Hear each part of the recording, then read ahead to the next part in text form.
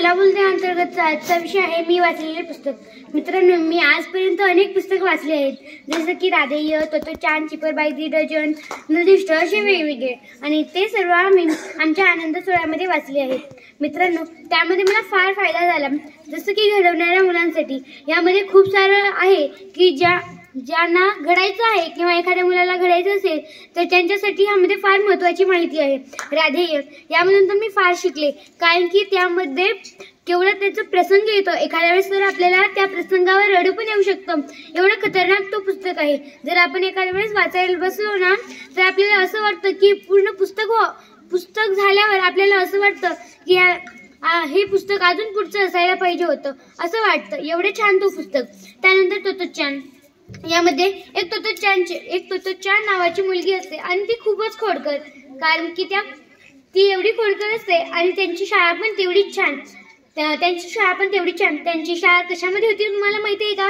Railway गाडीचे जे डबे असतात ना त्यांच्यामध्ये त्यांची शाळा भरायची, आणि त्यांची जी मॅडम असायची त्यांना जे करायचे ते त्यांना मुक्त असायचं. जर एखाद्या वेळेस तोत्ताेचानला वेगळं करायचं असेल तर त्यांना सगळ्यांना मुक्तच. एवढी छान ती शाळा. मित्रांनो, त्यानंतर चिपळबाई दी डझन, त्यामध्ये एका परिवारात 14 माणसे राहायची, म्हणजे आई वडील आणि त्यांची 12 मुलं. हे 12 मुलं ऐकूनच आम्ही आश्चर्याने धक्क झालो, कारण की एका घरात 12 मुलं, बापरे. आणि त्यामध्ये पण आम्हाला मजा पण येते, कारण की त्यामध्ये पण खोडकर खूप आहेत. त्यानंतर चिंचबन हे वाचलं. मित्रांनो, चिंचबन मध्ये फार त्रास होतो हो. जर तुम्ही चिंचबन वाचाल ना तर अक्षरशः तुम्ही रडालच, कारण की त्यामध्ये त्यांचं फार हे होतं. एखाद्या वेळेस चित्त त्यांच्यावर हल्ला करतो, खूपच हे होतं, आणि एका मुलाचा तर लचकाच चढून करतो.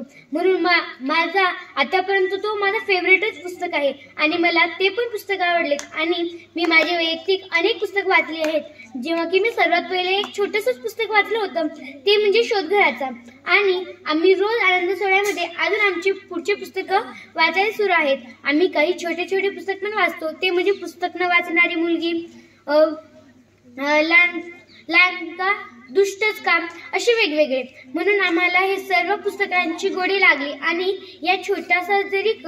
यामध्ये छोटीशी जरी कथा असेल पण त्यामध्ये बोध फार मोठा मिळतो, हे मला तर कळालंच आहे. धन्यवाद.